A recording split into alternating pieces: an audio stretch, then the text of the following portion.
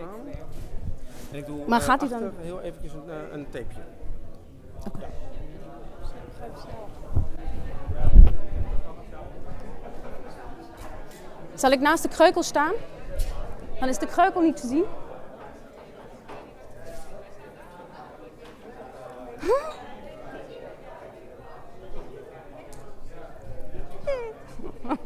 Yay.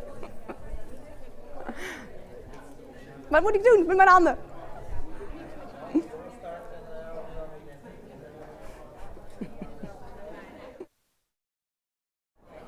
Oké, nou, helemaal goed.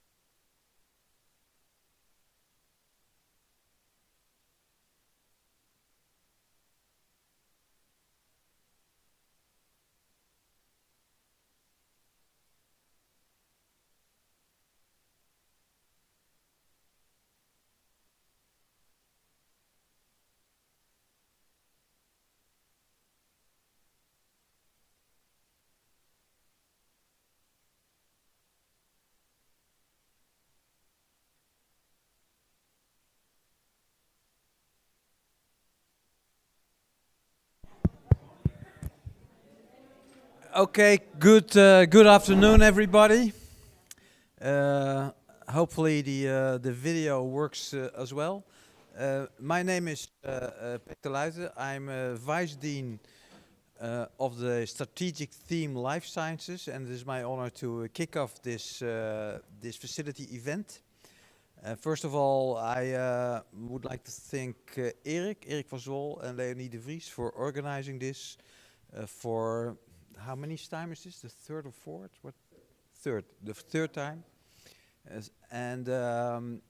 So basically what this is a come together of researchers in the life sciences that are using facilities, infrastructure, and want to share what we have on this wonderful campus in the university, in the science faculty, in the veterinary faculty, in the UMCU.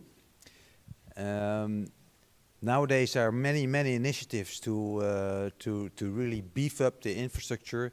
There are several funds available, and I can tell you that Utrecht traditionally is quite successful in getting grants for building up infrastructure, and part of that is represented here this afternoon. In the last round of the national roadmap for large research infrastructures, for instance, that was initiated in 2016 of the entire country, including some Dutch Royal Science Society institutes and all the universities and UMC's. The Utrecht got hold of approximately 21% of the total amount of funds that were available for that particular period, and that is quite a substantial number. So in one way or another, we are actually doing pretty good in keeping up and sustaining the infrastructure that we have, and I think we can be proud of that. Today, consider this also as a sort of informal gathering after the formal talks that will start in a minute. Please feel free to wander around, and Erik said that actually you can grab the drinks and the bites already from the get-go. You don't have to starve till 5 o'clock before you can take a refreshment, so do it. And hopefully you have a very interesting interaction with your colleagues and take advantage of the infrastructure that is being on display. There's two remarks that I want to make. One is it's also today at the UMCU, the sort of one-stop shop offering for research support is being opened and it's going to be as live as of today. and take advantage of that particular facility. And then, without further ado, I would like to ask Inga to take over, because she's gonna introduce the, it's a mouthful, the Utrecht Translational One Medicine Innovation Center. And then the rest will follow, as you will see. So Inga, take the floor.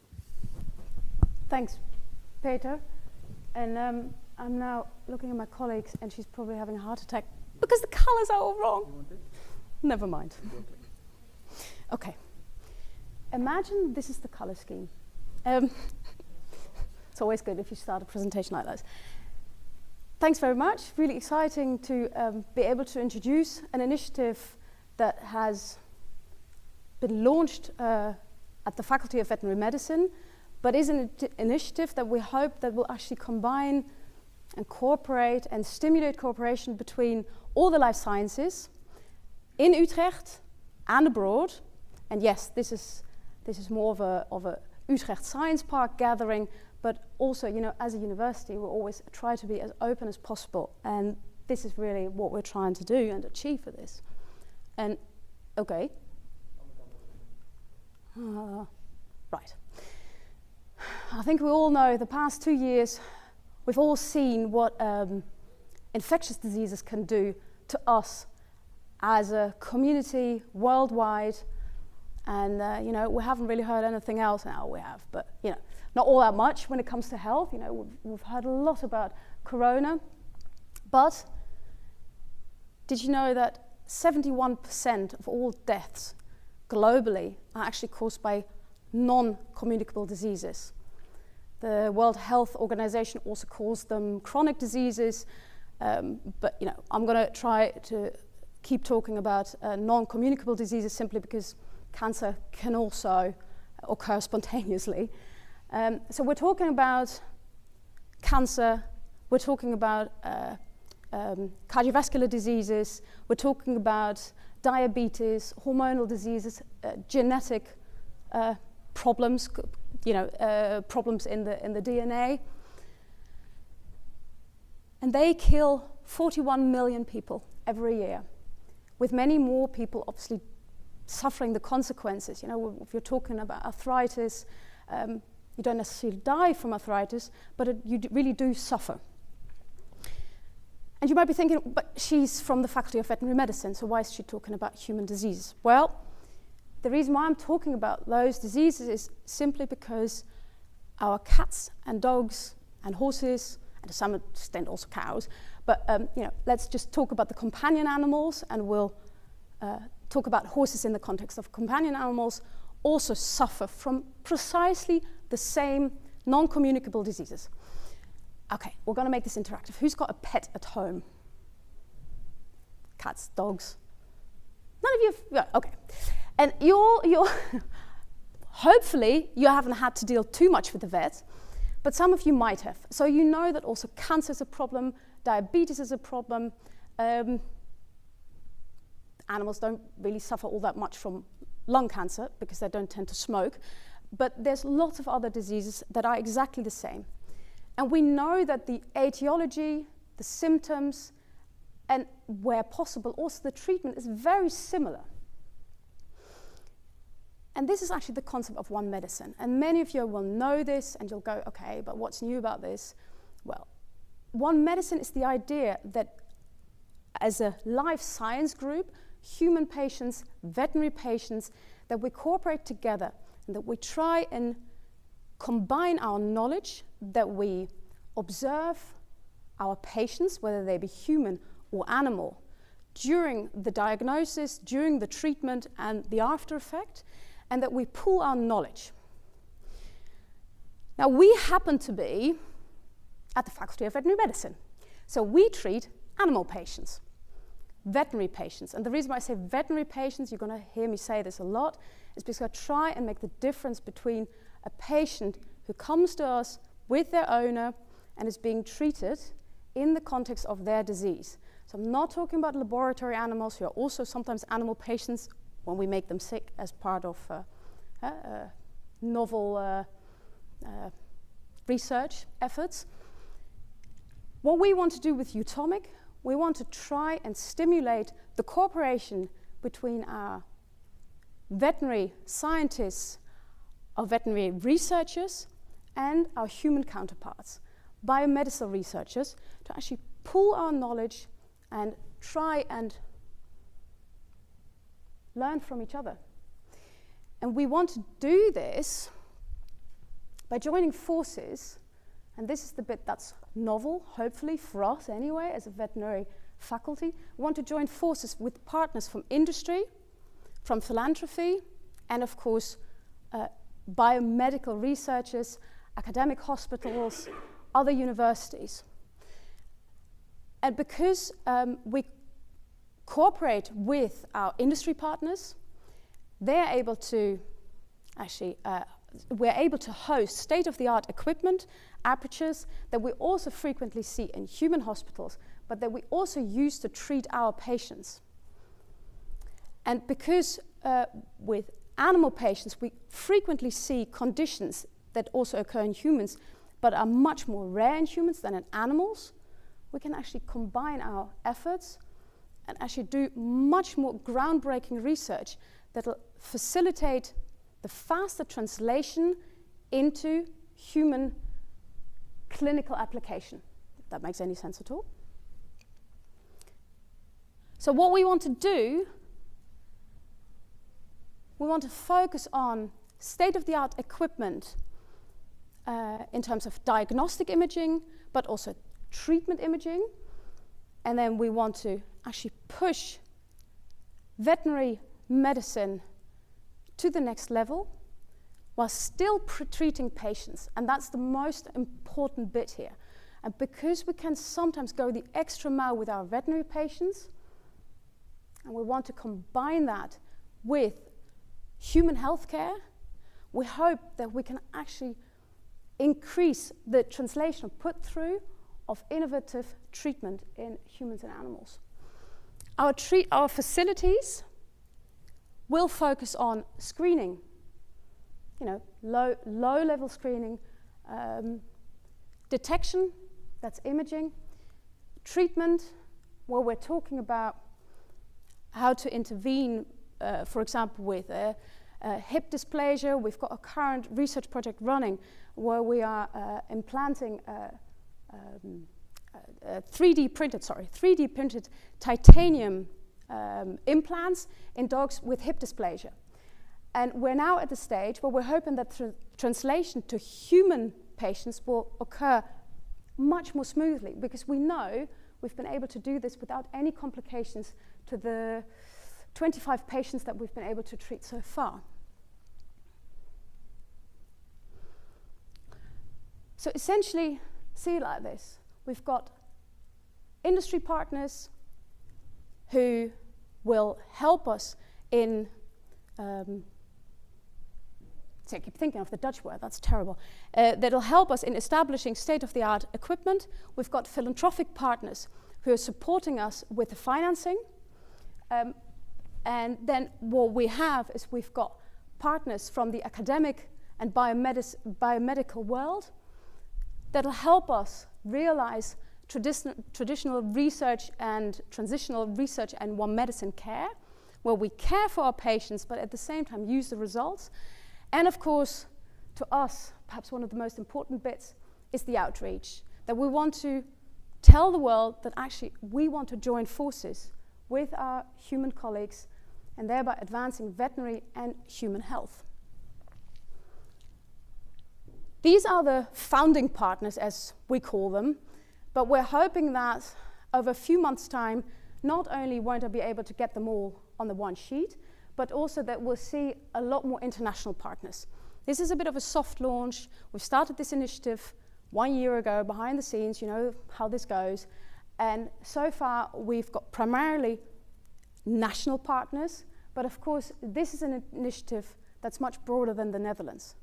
Because let's be honest, in the whole of Europe, there's not a place like this, where veterinary medicine, UMC Utrecht, Princess Maxima, Hubrecht Institute, and the 80 or so biomedical companies are all clustered here in Utrecht Science Park. Well, we hope that we can actually make steps that the rest of the world will look on and go, wow, I want to work there.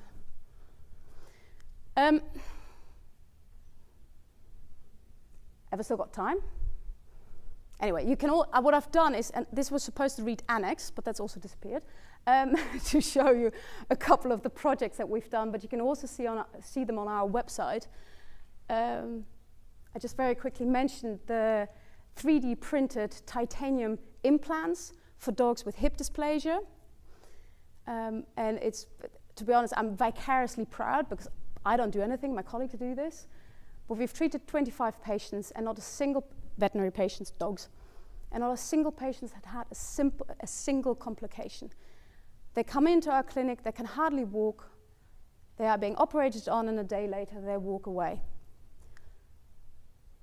We are doing research looking into the syndrome of Cushing, which we also see in humans, but we see them much more in canine patients. And we're now also working, we started doing this Holmium treatment in patients with liver disease, but we've now are working on tumors of the neck and the brain.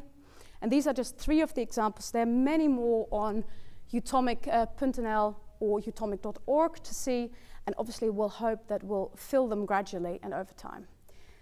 If anybody is interested to come and take a look behind the scenes at the Faculty of Veterinary Medicine, we can go over there after 5 o'clock. But if you're saying, nah, I can't really be bothered because it's Friday and I'm off on holiday, feel free to get in touch with us and we'll organize a nice little outing at another time. You know how to find us. Thanks very much. See, I didn't think I'd get time to do this. So this was going to be my last slide. So you can all see the partners. There we go.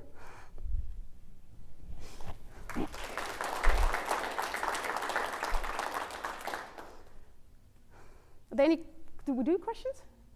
Do we no? Yeah, no, but no, cool. Christian.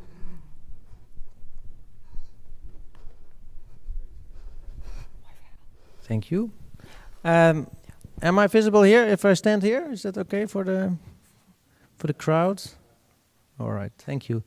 Thank you. I would like to tell you something about a new system we developed within the UMC Utrecht. Hopefully it will be become available in the future also for the Utrecht researchers. But this is something we are now developing as one of the tools within a larger ecosystem of support that we are developing for researchers. And I will introduce that system now. And today is the launch officially, so that's also very special. My name is Christian Jagersma. I work for the Research Support Office of the UMC. And I was not involved in the actual development of this system, so I'm honored to present it here. So why do we need to improve this process? Well, you know, I'm not sure if there are many researchers here in the room, but you know that it's very difficult to get information, to get answers to your questions, to get the right information at the right time, and also the correct information. And that ranges from all aspects of research, so legal, financial, so with regards to grants, with regards to contracts, etc., etc. You know the drill often. One of the aims in this case is that the knowledge is out there. So there are people within your organization who have the answer, but you have to find it, and that's often the problem. We do have the internet, obviously, within Utrecht, in the university and in the UMC. They are both different internet systems, so that's a problem already. And you know that if you are looking for information on those internet systems, then often you see that the information is not correct, is out of date, is not updated regularly. So there needs to be a different approach there. So what do we improve actually? This is a description of the system, and if you boil it down, it comes to a user or client-driven system. So what we now do is that we, let's say, try to collect all information on the different portals or different offices that are available. We have around 40 different places within the UMC where you can find information. So you have the legal department, you have you name it. So for a researcher who's not doing this on a daily basis, it's very difficult to find information. And we will focus on the researchers, on the clients. It can also be in somebody who is more involved in innovation activities. So not only the clinical researcher, for example. And today we will launch this new portal, and we have some information about that in a movie later on. So I know that it can be a bit boring, but this is really, we really listen to researchers to make it as appealing as possible for them, because it's very, important for I think to listen to researchers what they need. What is very important to know to mention is that it is only a part of the larger tooling that we are currently developing within Utrecht. One of them is, for example, the let's say the optimization of finding your suitable grant for your research. We are using impactor.eu and researchconnect.eu, which are but the last one, researchconnect.eu, is our funding database where researchers can fill in their details, and then some grant opportunities will appear. Unfortunately, it's not being used very intensively, I should say. That is because there is a large threshold to enter in that system, and it's not very user-friendly. And you see that, it costs a lot of money for us to be part of those or to buy these tools. But you see that, researchers don't. They do not bother to use it as often as they should. So what we develop now is we make use of their public profile and their publicly available publications, and we match those publications with the grant opportunities. So that means that with a very, very difficult algorithm, researchers are presented with a list of grant opportunities that are available for them based on their own research outcomes. So they don't have to fill in anything. They are just presented with this list, and it's up to them to, let's say, to take the next step and to contact us within a research support office to get their or to give them more information about the grants.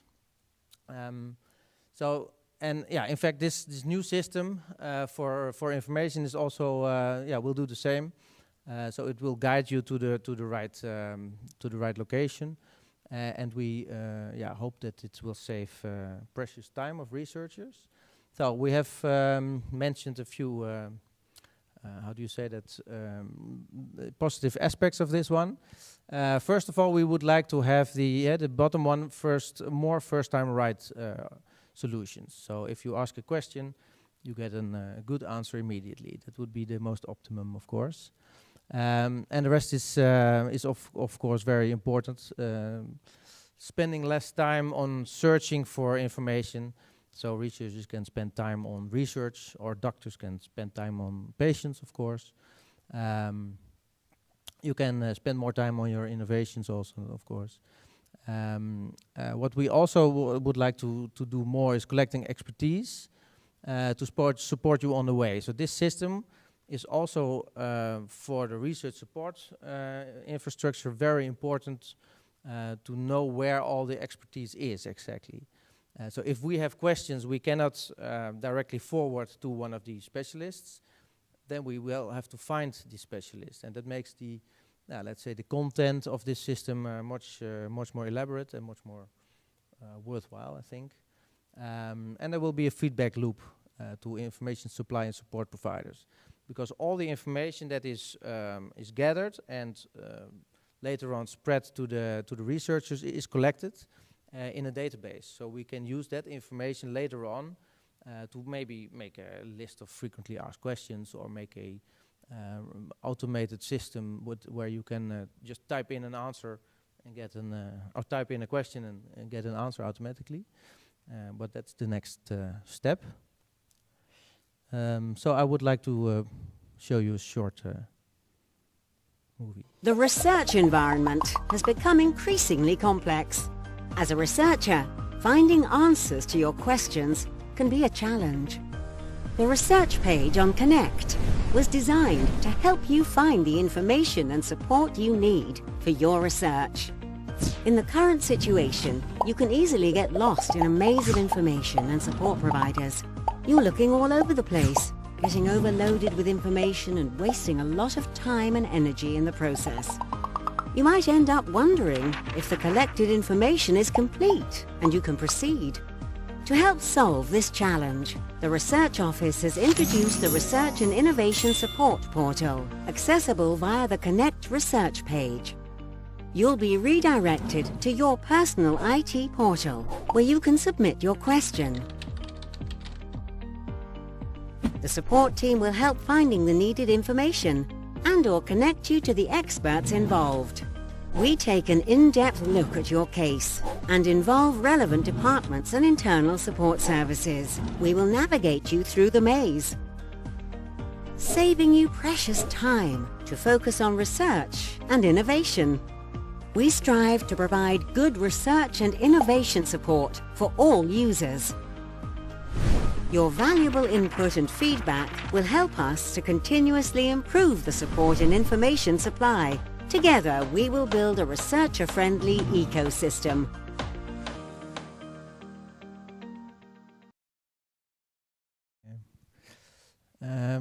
Yeah, I think this is the last one is also very important. We are still building, so it's not finished yet. And I think the next months will be very relevant to collect all the questions from researchers, so we know where we should focus on in the coming months. One of the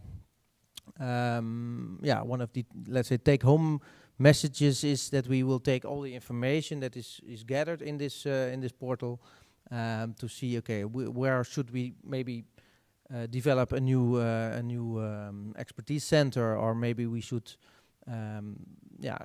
make a decision on where specific information should be stored or should be collected for further distribution, etc. So we will really use this system to improve the whole ecosystem of support. Overall first time right, as I said, that's essential. I think we would like to avoid researchers. What happens now, that if they have a question, okay, I will send 5 emails out, identical emails to 5 different people, and see who responds. But they often don't know that a lot of these emails will be spread around in the organization, and via versa, they will end up in one email box of one person. But it means that maybe 10 people will read the email, will forward it, will think about it. Yeah, they spend minutes to register it and we should avoid that. I think should be one entrance, one-stop shop, avoiding less time of you as a researcher, but also avoiding time spent of support staff. So that's very interesting. And the overall aim is, of course, to dedicate your time to research and innovation instead of, let's say, nonsense or administrative burdens, or what you want to call it. So, questions from the audience? Yeah. That's up to the other research support offices of the university. Yes, it's a system that is currently being developed or is being developed in the UMC on using TopDesk. That's, I think, a system that's not available in the university. Do you know TopDesk? You have TopDesk? Okay.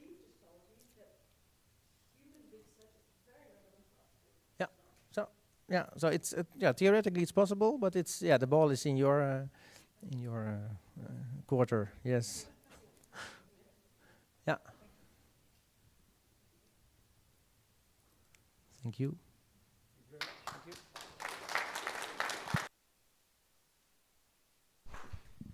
I don't have much to add, only just to say that the drinks buffet is open now. So.